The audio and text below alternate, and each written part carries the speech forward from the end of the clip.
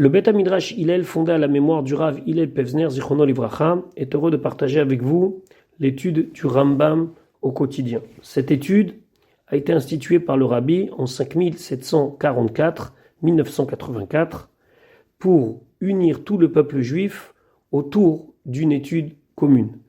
Le Rabbi a écrit au sujet de cette institution Yesh le itached, il faut s'unir, al yedé limoud, par l'étude, à Kolel, qui inclut et la Torah Kula entièrement. Et dans le Rambam, nous trouvons la codification de l'ensemble des mitzvot de la Torah. Nous vous souhaitons un bon limoud. Nous allons étudier maintenant notre 31e shiur, depuis la reprise de l'étude du Rambam au quotidien, au rythme d'un pérek par jour, d'un chapitre par jour. Nous sommes dans Ilchot Talmud Torah, dans les lois de l'étude de la Torah, au Perek Sheni, au deuxième chapitre. Nous allons voir dans ce Perek l'importance de l'enseignement de la Torah aux enfants, et c'est ce que le Rambam nous dit tout de suite dans la Halacha Aleph. Moshivim, nous sommes obligés d'installer, de faire en sorte qu'il y ait Melam des Tinokot, des enseignants, Bechol, Medina ou Medina, dans chaque ville. Le mot Medina ici ne désigne pas un pays mais une ville, ou Bechol Peler va Peler, et dans toute région. Peler, c'est un endroit où se trouvent plusieurs Médinotes. Ça veut dire que dans chaque ville, il faut qu'il y ait un enseignant qui puisse s'occuper des enfants. Vechol Irshe En Batinokot Shel Bet Rabban, et dans tout endroit où il n'y a pas de Tinokot Shel Bet Rabban, c'est-à-dire d'un endroit où les enfants sont rassemblés pour étudier la Torah, Macharimim et Ansheair, on excommunie les gens de cette ville, c'est-à-dire qu'on les déclare infréquentables, et les autres communautés ne fréquentent pas cette communauté, ad jusqu'à Shemoshivim, Melam des Tinokot, jusqu'à que il y ait des professeurs, des Melam des Tinokot, de ceux qui vont enseigner aux enfants. Donc ici, normalement, il y avait une takana des Chachamim, de faire que dans chaque ville, il y ait une personne qui soit payée par la ville pour enseigner aux enfants. Après, les choses, elles ont changé, et c'est devenu une obligation que chacun s'occupe de la scolarité de son propre enfant, sauf si, bien sûr, il n'a pas d'argent. Mais en tout cas, avant, c'était une caisse communautaire. Ve'im loho shivo. Et si cette ville-là n'a toujours pas mis de professeur pour s'occuper des enfants, machivim et taïr, on doit détruire la ville. C'est-à-dire que cette ville, elle ne doit pas continuer à être une ville comme toutes les autres.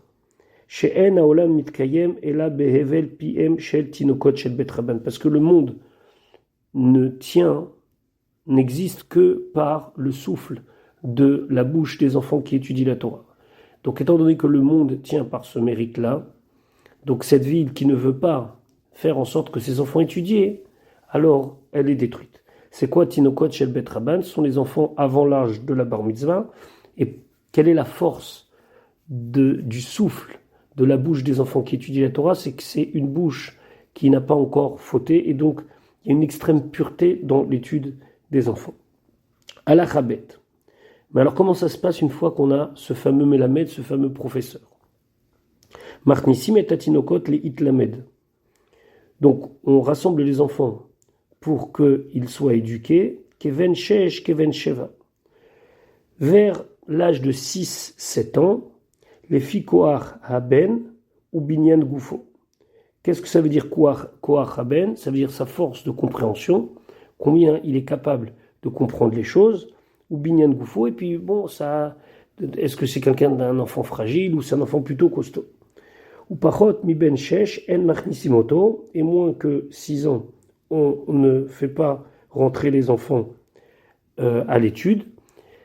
Il y a un commentateur du Rambam qui dit que, encore une fois, ceci c'est pas une règle immuable. Si un enfant il a la possibilité, parce qu'il est en bonne santé et puis c'est un enfant intelligent et développé, d'apprendre avant 6 ans, et ben on apprend avant 6 ans. C'est un petit peu ce qui se passe aujourd'hui, puisqu'on envoie les enfants au GAN, et au GAN ils apprennent à lire, ils apprennent la paracha, ils apprennent pas mal de choses. Donc on voit qu'aujourd'hui, cette notion de 6-7 ans, elle a un petit peu évolué.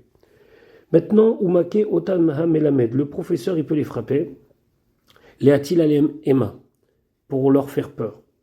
Ve'enomake Otam Makat Oyev Moussa Arzari, il ne doit pas les frapper comme le coup d'un ennemi qui frappe de manière cruelle. Donc il faut qu'il fasse ça tout à fait doucement, on va dire. Quelque chose qui ne va pas faire mal à l'enfant, mais qui va faire peur à l'enfant.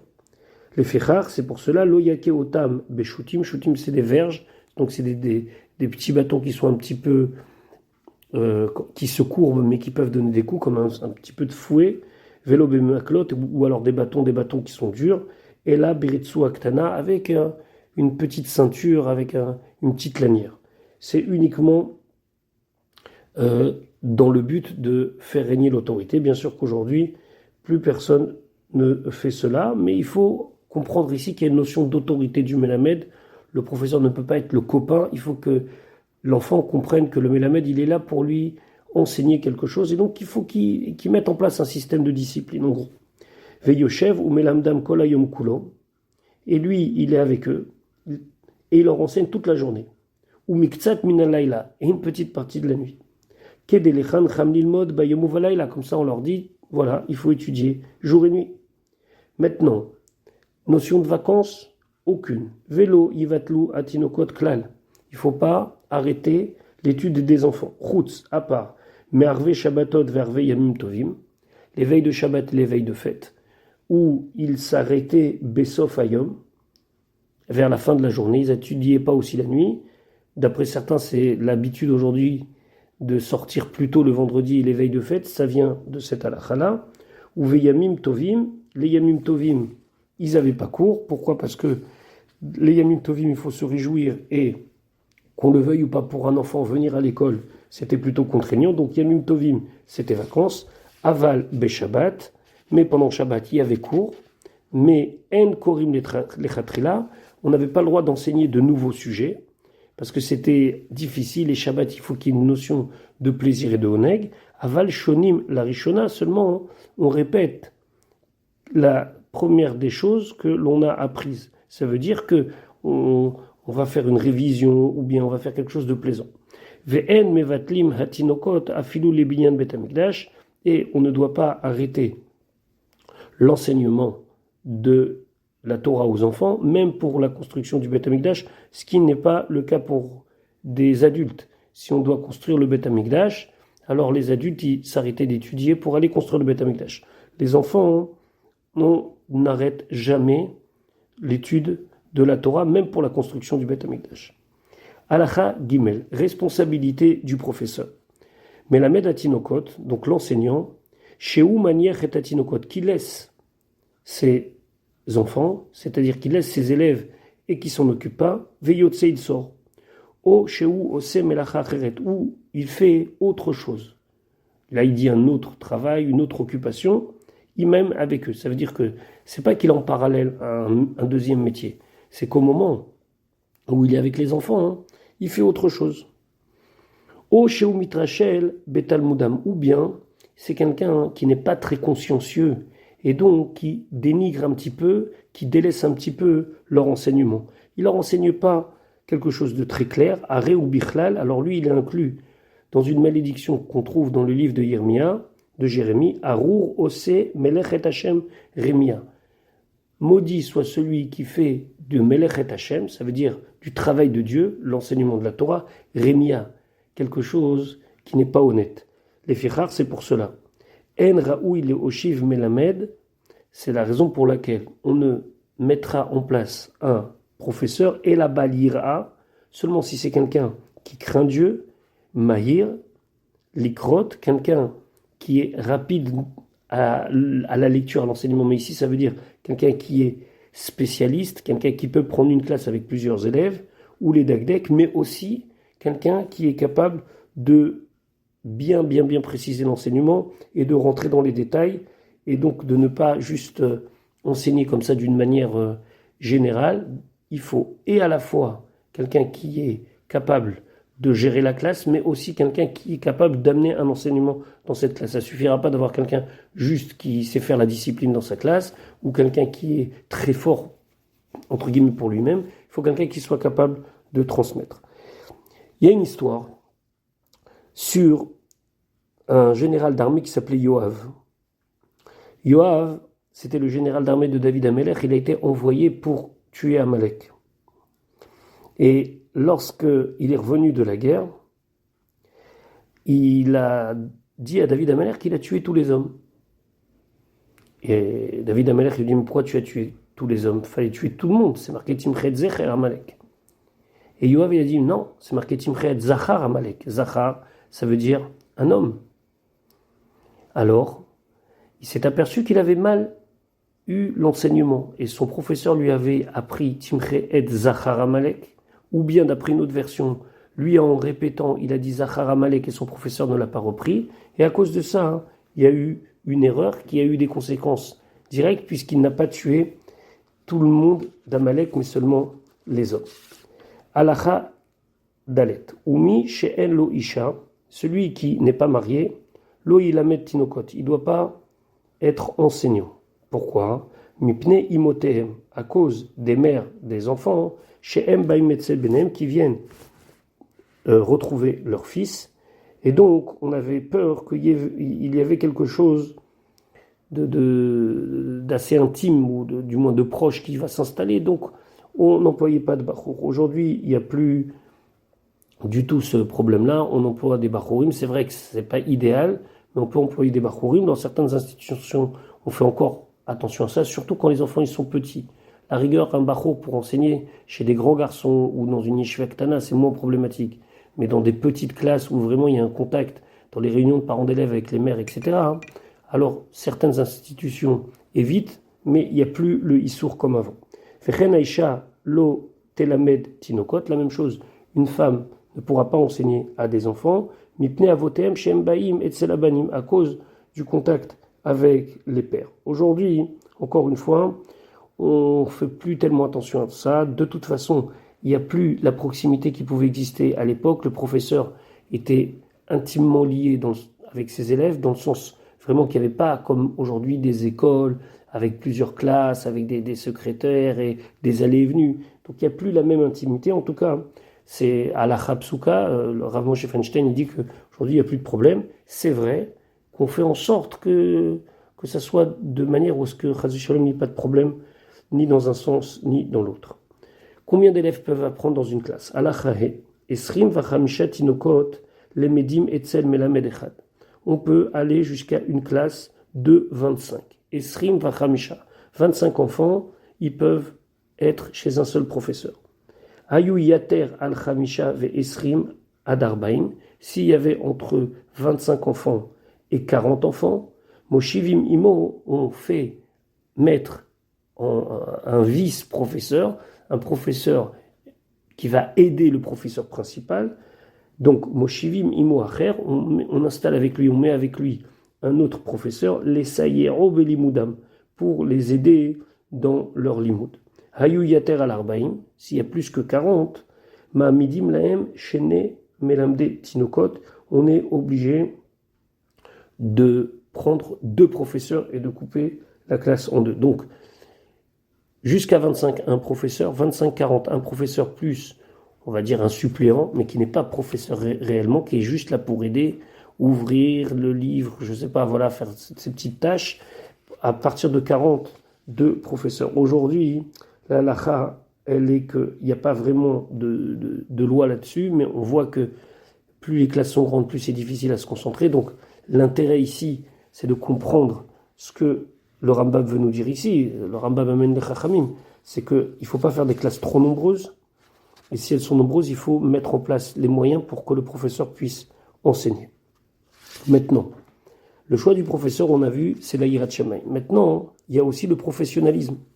Ala Chavav, Molichim et Hakatan, mi melamed le melamed ha'acher. On peut amener un enfant d'un professeur à un autre. Chez où Maïr Mimenu, s'il est plus Maïr. Maïr ici, il ne faut pas traduire rapide, mais il faut traduire, il est plus professionnel. Il sait véritablement comment, en quelques heures, enseigner et ben bemikra, que ce soit la lecture de Torah Shebirtav, ben bedigdouk, ou bien quelqu'un qui sait véritablement mettre l'accent sur les choses, sur les détails pour que les enfants comprennent bien. Donc, on peut changer de professeur, on peut changer d'école, il n'y a pas de problème. Bamidvarim Amurim, dans quel cas on parle? Beshehayu, Shneem Beirachat, s'ils sont les deux dans la même ville. Velo Ayanar, Mafsik Benem, et il n'y avait pas de fleuve entre eux, c'est-à-dire que c'est pas difficile d'aller de l'un à l'autre. Aval Mir Leir, O Mitzadanar Letzido, ou bien d'une ville à l'autre, ou bien même d'un côté de la ville à l'autre, mais il faut passer le fleuve, à Fil ou Beotaïr, même si c'est dans la même ville, En Molichim et Takatan. Il faut éviter à l'enfant d'avoir des trajets scolaires, c'est ce que le Chachamim nous disent. Il faut qu'il apprenne à côté de la maison. Et là, Imken, seulement, Aya Binyan Bari, s'il y avait un pont, Al-Gabé Nahar, sur le fleuve, c'est-à-dire qu'il y avait un moyen facile et sûr de se rendre de l'autre côté de la ville, Binyan Shenora Ulipol Bimera, et que c'est pas un pont de fortune qui va tomber, je sais pas moi, quelques planches, alors il peut éventuellement traverser la ville pour emmener son enfant étudier. Encore une fois, comprendre ici que l'intérêt, c'est que l'enfant il puisse apprendre bien, facilement, en bonne santé, donc il faut éviter les trajets. Maintenant, si vraiment il y a un autre endroit où les gens sont plus professionnels, alors il faudra le faire si l'enfant il en est capable, même si c'est pas précisé ici, et surtout si le chemin est sûr. Donc on va dire aujourd'hui si le chemin n'est pas trop long. Halachazain, Echad Mibne Mavoy. À l'époque, on avait des espèces de cours intérieurs qui donnaient sur plusieurs maisons. Donc le Mavoy, c'était une espèce de ruelle qui donnait sur deux cours dans lesquels se trouvaient des maisons. Chez Bikesh Leasot Melamed. Et lui, un des habitants donc de cette ruelle, il a voulu ouvrir une école. À Filou Echad Mibne Echadser, même si un des habitants de la cour, donc de ses voisins, il dit je ne veux pas être voisin d'une école. Donc lui, il veut. Et cette personne-là s'y oppose, ou même plusieurs personnes s'y opposent. Donc, Echad Mibne Mavoy chez Bikesh Leasot Melamed, à Filou Echad Mibne Echadser. Donc, cette personne-là, il veut ouvrir une école chez lui. Et même si une des personnes, c'est cette personne qui habite dans la cour, En Yecholim Shrenav Limchod Beyado. On ne peut pas l'empêcher. Personne ne peut lui dire non, tu n'ouvres pas une école. Il y a des fois, dans des cas où on peut empêcher une personne d'ouvrir un atelier ou d'ouvrir, je ne sais pas, je vais donner un exemple, un garage, mais une école, on ne peut pas.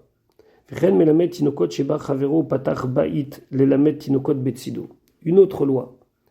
Quelqu'un est professeur, il a ouvert chez lui à la maison une petite école.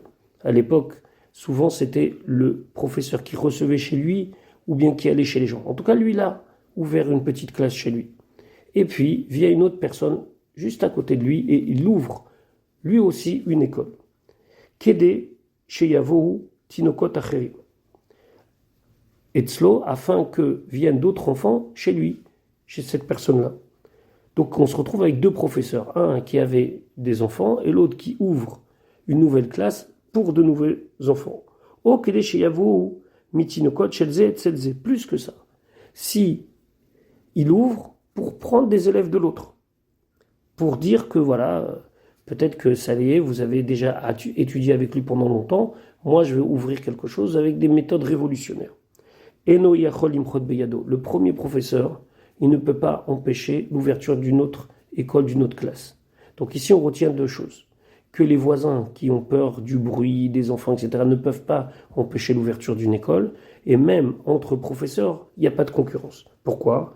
Chez Neymar, comme c'est marqué, Hachem, Dieu, Chafetz Leman Tzidko, il veut Tzidko, ça veut dire que les Bnei Israël, ils aient du Tzedek, de la Tzedaka, qu'ils aient des mérites.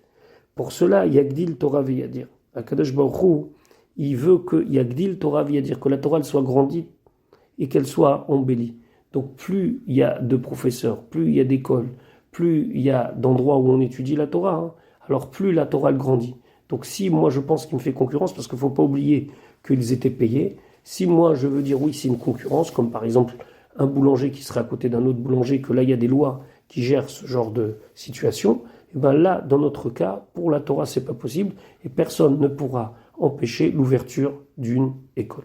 Voilà pour notre Pérec quotidien.